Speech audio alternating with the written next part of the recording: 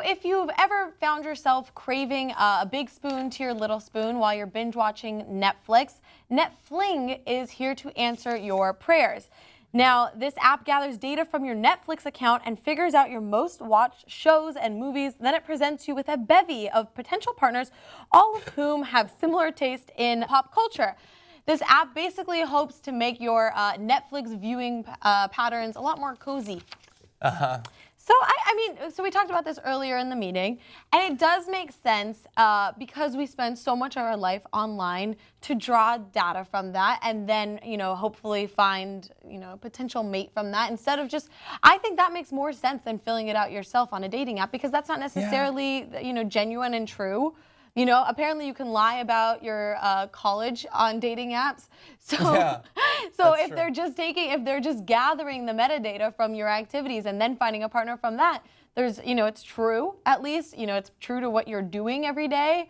Makes sense to me. Well, you at least put it on, and you occasionally checked in for when it brings up that little thing. Do you want to continue? Yeah, I guess somebody could put something that, I love Doctor Who or whatever, but then they haven't actually played it, or watched it. But when you see that they literally woke up on Saturday and did not leave their house, that gives you more information, I guess. There was a movie that I would use as a tester, actually. What's that? Big Lebowski. So if I was going to date a girl that I liked, and so we'd go, hey, come over and watch a video, I'll make you dinner. And then I would slip in the Big Lebowski, and if she liked it, I knew we could keep dating, and if she didn't, I knew that was over. Yeah. There are some things that are make it or break it, I think, when it comes to popular culture, right? Yeah. I had probably 3 different girls that the first time they came over, I put in, I don't know why, but Troy was the movie that I put in, and never got a second date. So I stopped doing Troy.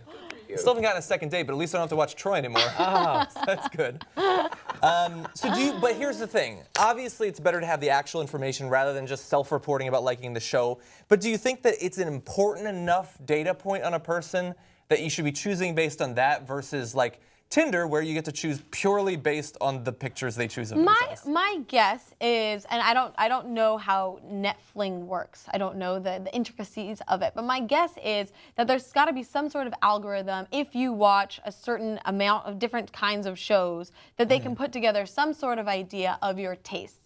Doesn't necessarily mean like, oh my God, I need to date somebody that watches How I Met Your Mother all day, every day. You know what I mean? That's not what I'm saying. But if I watch How I Met Your Mother and Game of Thrones, which are 2 different kinds of shows, and then I find somebody who's also similar to that, then we have a starting point to build a discussion, build a bond off of that.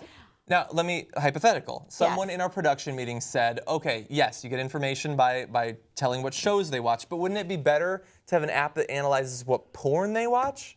That might say more about the person. No. I'm not saying we should release the details, because that's scary. Don't do that. No, because, we talk about this on Think Tank all the time, that your fantasies don't necessarily mean that's things that you actually want to live out in real life, and I think that's obviously a lot more important in a relationship than whatever you need to do by yourself. Yeah, totally. I like Octopussy. A little different. That's another one of those make it or break it things. Yeah. Yeah. Oh, no. Yeah, okay, I would watch Octopussy if you like that movie. Exactly.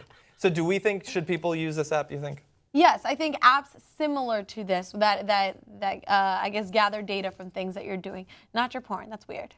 Look, I would say, look, I'll try it or whatever. If it's free, fine. Try it like all the other ones. If it costs money, though, it seems a bit niche to me. I would say stick with the OkCupid or whatever.